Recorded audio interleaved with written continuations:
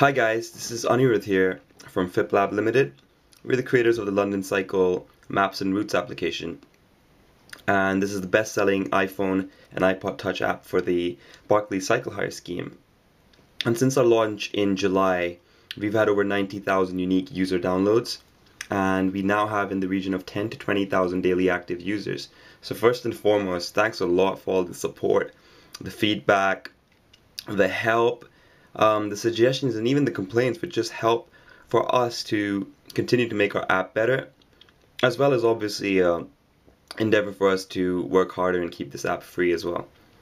Now let me just guide you through the features of our latest update, which is version 3.0 that came out on the App Store yesterday, which is the 10th of September 2010. And if you don't already have a copy of this one, please download it or update it accordingly. Let me just run you through the features, and this is Cycle Maps, Navigator, Stations and Favorites, Cost and Rental Timer, Safety Advice, and Offline Stations Map. Let me click that first. So you see these clusters here. Let me zoom out first.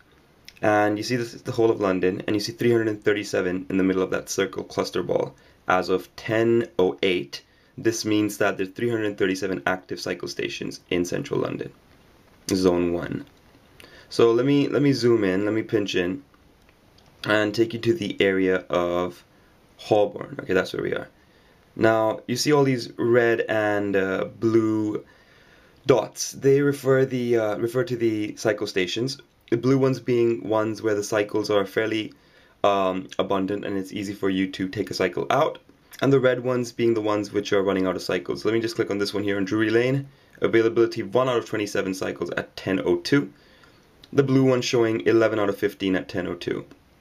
And it just shows the blue ones have more available, so it's the ones to go to when you want to pick up a bike. The red ones are the ones you want to go to when you want to dock a bike, and not the other way around. If you see this little red circle on the top, that is our little refresh button, and this refreshes the cycle availability data. So do click that, and you can see Drury Lane 1 out of 27 as of 10:06. So that's been updated, and it just runs every few minutes, and you please be sure to update that even if you leave your app open overnight and so on. Now the other features include what your location is next to the home screen button, the nearest cycle station, route navigator, timer, favorites, and feedback. So let me click on that first. Make sure you do click allow to allow this app to use your current location. It's taken me to my location, which is in West London, and that is correct. So let me just find my nearest cycle station by clicking on this button now. It's told me that Kensington Olympia is the nearest one, 15 out of 25 bikes.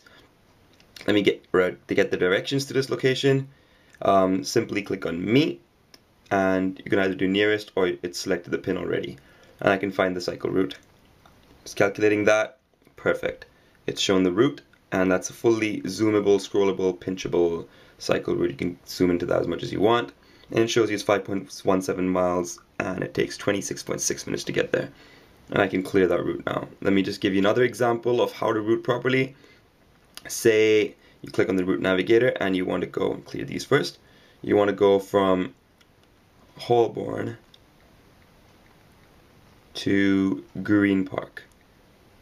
So you can type them in manually, and it's going to find you the nearest cycle station in Holborn, give you a cycle optimized route all the way to Green Park. So start at Holborn there, as you can see, and it takes you to Green Park, the nearest dock over there. And this is a cycle safe route, so all you cyclists who actually aren't even using the cycle scheme, this is a cycle safe route that you can use when traveling between Holborn and Green Park. And just ignore the fact that you have to start at the dock or end at the dock. Now we have a timer. This is the cost and rental timer. Start it at the beginning of your journey if you wish, and it's going to start running. The cost is free for the first 30 minutes, as you're aware, and price rises in 29 minutes and 52 seconds. And at the 25th minute, with 5 minutes to go, what it will do is that it'll sound an audible and a vibrating alarm if you have an iPhone 4, or iPhone rather, and just an audible one if you have an iPod Touch or iPad. And this happens for every subsequent price rise as well, according to TfL's guidelines. The costs are currently free. It'll go up to £1 after 30 minutes, and so on and so forth. You can stop it, restart it again at that point. You can stop it again and reset it whenever you want. The little heart over here takes you to a list of all the cycle stations. That's 337 as of tonight.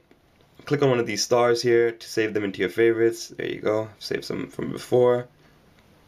And you can view them in your favorites. There they are. These are my favorites. I can refresh them, so whenever you're quickly referring to them in the morning or in the evening or whatever time of day, you can see that as of 10:08, it's gone up from 10:06 to 10:08. These are the certain availabilities of these particular stations. You can click on them directly to see them on the map. Press the heart icon, return to favorites, click on all. Click on something that's even not in your favorites to just see it on the map as well. And lastly, this little envelope icon here allows you to send a user feedback email to us, which many of you have done in the past, so thanks a lot for that. And just simply fill in the body of the text itself. Perfect. And send when you can. I'm going to delete this one, otherwise I'm going to end up sending myself a mail. And go to the home screen again. So these are the functions I've guided you through: Cycle Map and Navigator, Stations and Favorites, which is the same thing there. Cost and Rental Timer, you've seen that too now. Safety advice is just some safety tips we compiled together for all you cyclists, and this applies to cyclists of the scheme and general cyclists alike. So please do read this and follow them, because safety is the absolute priority, and we can't stress enough on that. And lastly, the offline stations map. This is for when you do not have an internet connection. It's a very handy tool. So you can zoom in, for instance, and see where the cycle stations are. And it's great when, you know, you're on the tube and you really wanted to see where the nearest cycle station is. So let me come into somewhere around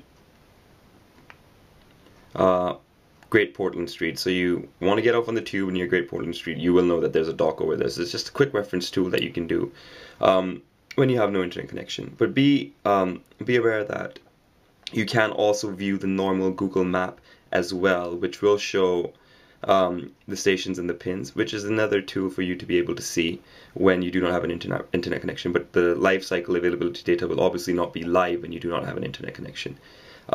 This is also vertically and horizontally aligned, so you can view it accordingly.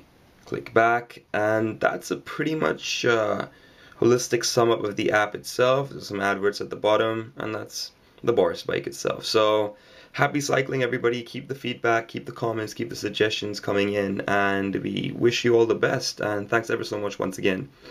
Take care.